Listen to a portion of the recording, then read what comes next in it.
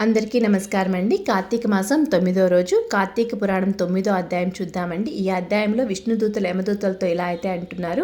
ఓ యమదూతలారా, మేము విష్ణుదూతలం వైకుంఠం నుండి వచ్చాము. మీ ప్రభువు యమధర్మరాజు ఎటువంటి పాపాత్మను తీసుకురమ్మని మిమ్మల్ని చెప్పారు అని ప్రశ్నించారు. అందుకు జవాబుగా యమదూతలు, విష్ణుదూతలారా, మానవుడు చేయి పాపపుణ్యాలను సూర్యుడు, చంద్రుడు, భూదేవి, ఆకాశం, వాయువులు, రాత్రింబవళ్ళు సంధ్యాకాలం సాక్షులుగా ఉండి ప్రతిదినం మా ప్రభువు కథకు వచ్చి విన్నవించుదురు. మా ప్రభువులు వారి కార్యకలాపాలు చిత్రగుప్తంతో చూపించి ఆ మనుషుల్ని తీసుకురమ్మని మాకైతే చెప్పుదురు. పాపులు ఎటువంటి వారో వినుడు.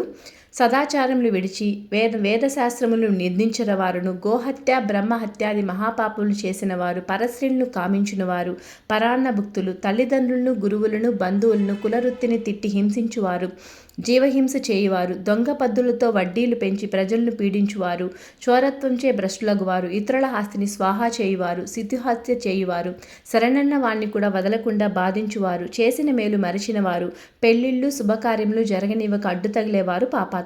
వారు మరణించగానే తన కడకు తీసుకుని వచ్చి నరకమెందు పడదోసి దండింపవల్లని మా యమధర్మరాజు గారి ఆజ్ఞ.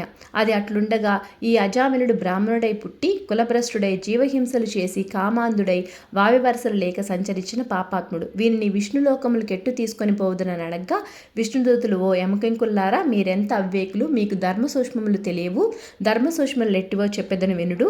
సజ్జనులతో సావాసం చేసిన వారు, జపదాన ధర్మములు చేయువారు, అన్నదానము, కన్యాదానము, గోదానము, సాలగ్రామ దానము చేయువారు, అదేవిధంగా తులసి వనమును పెంచువారు, తటాకములు త్రవ్వించిన వారు, శివకేశవులు పూజించిన వారును, సదా హరినామ స్మరణ చేయువారు, మరణకాలమెందు నారాయణ అని కానీ, శ్రీహరి అని కానీ, శివ అని కానీ, శివుని కానీ స్మరించిన వారు, తెలిసి తెలియక గాని మరే రూపంలో గాని హరినామ స్మరణ చెవిన పడినా వారు పుణ్యాత్ములు. కాబట్టి అజామినుడు ఎంత పాపాత్ముడైనను మరణకాలమెందు నారాయణ అని స్మరించి చనిపోయిను గాన మేము వైకుంఠానికి తీసుకొని పోదుము అని పలికిరి. అజామినుడు విష్ణుదూతల సంభాషణలు ఆలకించి ఆశ్చర్యమంది, ఓ విష్ణుదూతలారా, పుట్టిన నాటి నుండి నేటి వరకు శ్రీమన్నారాయణ పూజ కానీ, వృతాలు కానీ, ధర్మాలు కానీ నేనేమీ చేయలేదు. నవమాసాలు మోసిన కనిపించిన తల్లిదండ్రులను కూడా నేను చూడలేదు.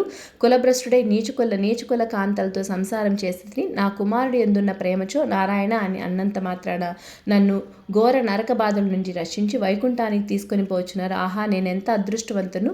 నా పూర్వజన సుకృతం, నా తల్లిదండ్రుల పుణ్యఫలమే నన్ను రక్షించింది అని పలుకుచూ సంతోషంగా విమానం ఎక్కి వైకుంఠానికి ఎగెను. ఓ జనక చక్రవర్తి, తెలిసి కానీ తెలియక కానీ నిప్పుని ముట్టిన నెట్లు బొబ్బలెక్కి బాధ పెట్టునో అట్లనే శ్రీహరి స్మరించిన సకల పాపం నశించిన మోక్షము పొందుదని ఇది ముమ్మాటికి నిజము అని వశిష్ఠుల వారు జనక మహారాజుకైతే ఇలా అయితే చెప్పారు 9వ అధ్యాయంలో. రేపు 10వ అధ్యాయంలో మళ్ళీ కలుసుకుందామండి. అందరికీ నమస్కారం.